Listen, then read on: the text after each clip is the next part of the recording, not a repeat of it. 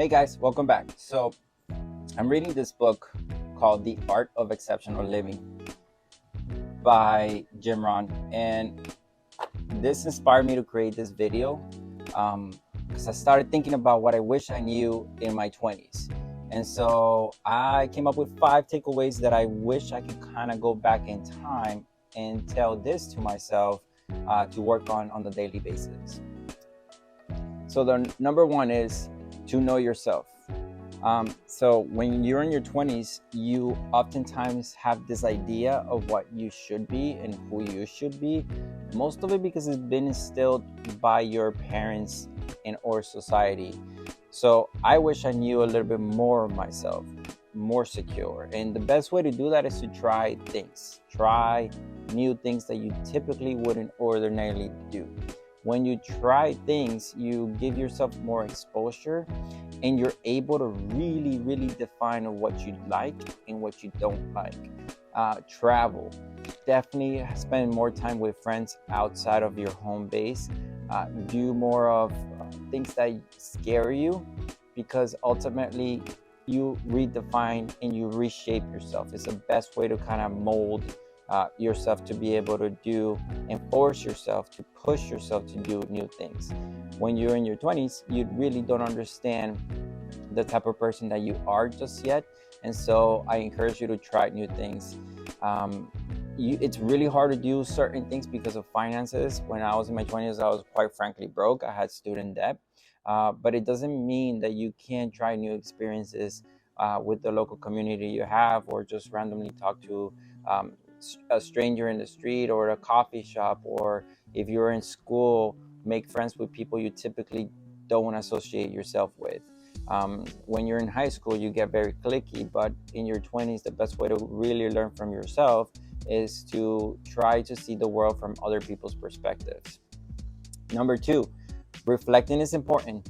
I oftentimes think about how I reflect. I mean, as a matter of fact, one of the biggest reasons why I started doing this video was because I was reflecting on the fact that, man, I wonder what I would tell myself if I was in my 20s. And so reflecting is important. We don't do this enough. I think we get so preoccupied with work and being able to swipe on your phone and TikTok and social media and all these things.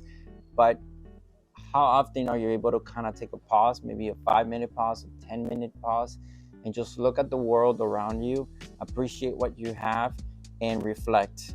And the best tool to do that is by journal. Journal. Nobody cares what you have to say unless you say it to yourself.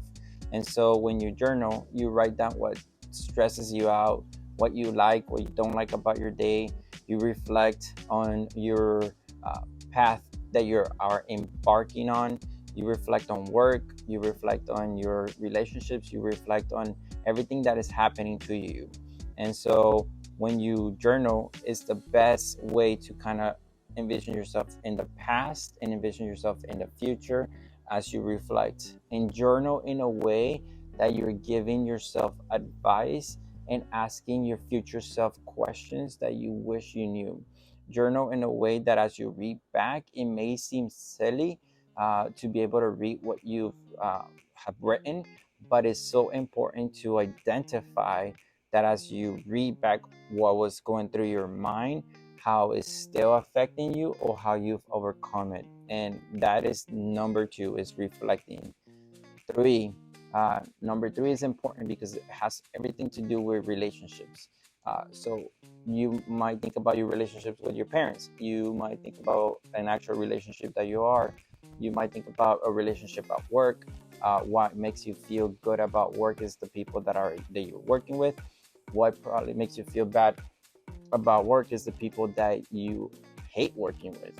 And so reflect a lot on your relationships. They are an investment, and a relationship is a business transaction. So the more you put in, the more you get back. Because if you're putting in too much into that relationship and you're not getting anything back, that's when you start feeling hurt. That's when you start feeling like uh, there are people out there who don't get who you are. And so when you give and you give and you give, but you get nothing in return, it makes you feel like you're not really it's not really worth you to have that relationship with them. And so it's important to work on your relationships and, think about the type of person that you want to be, the son, the daughter you want to be, the husband, the father you want to be. Think about those type of relationships and how that affects every single day. Number 4, take risk. Don't work hard, job hop. I think it's important for me to tell this to myself back in the day, and for me to tell you guys that are in your 20s to take more risk. Work in a job that you learn from it and that you move on. Don't dedicate too much time in that specific job, because chances are you probably are not going to be there for a really long time. And if you end up being there, it's probably because you're thinking that you're stuck and that you can take the risk to go to a different career or a different job. It's easier to do that in your 20s, and it's a lot more difficult to do in your 30s, because we have this perception of we need financial security, we need a steady gig, we need a steady paycheck, especially if you're married and with kids and you have a mortgage to be able to afford. um, but take risk, because if you don't do that enough, you won't define who you really don't want to be. And if you get stuck in a situation like I did when I worked for one specific job for 7 years, not taking the risk, being loyal, doing everything they wanted me to do, sacrificing and compromising a lot of my personal time for this job. And where am I now?